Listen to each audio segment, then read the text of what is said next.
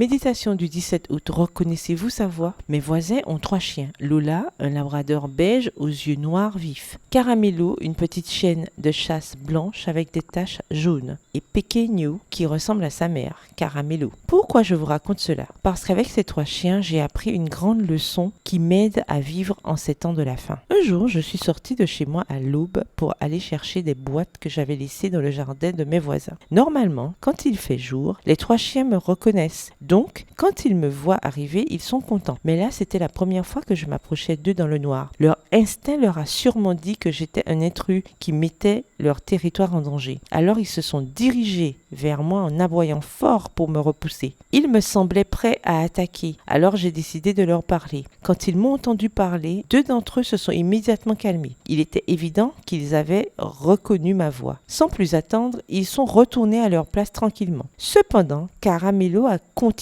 à aboyer fort, peut-être parce qu'elle ne m'avait pas entendu. Ce n'est que lorsque j'ai pris le temps de caresser ses longues oreilles qu'elle s'est finalement calmée et que toute sa rage a disparu. Elle aussi est repartie se coucher pour continuer son sommeil nocturne. Ce qui m'a frappé dans cette situation, c'est l'importance de reconnaître la voix de celui qui nous parle. Transporté dans le domaine spirituel, il peut y avoir des gens qui se font passer pour de faux Christ ou des idées non bibliques que nous sommes tentés d'accepter. Donc la solidité de nos critères et décisions doit résider dans notre connaissance du Maître, dans le fait que nous identifions sa voix et savons ce qui ne vient pas de lui. Tout comme le petit Samuel qui n'a pas reconnu la voix de Dieu avant d'avoir été instruit par Élie, nous n'apprendrons pas à distinguer la voix de Dieu avant d'avoir été instruites par sa parole, par tous les messages qu'il nous a laissés par ses prophètes. Sa parole est là pour que personne ne nous trompe, pour que vous n'ayez pas peur, pour que vous puissiez vous préparer pour le grand jour. Elle est là pour vous apprendre à reconnaître la voix de Dieu au-dessus de tous les autres bruits du monde.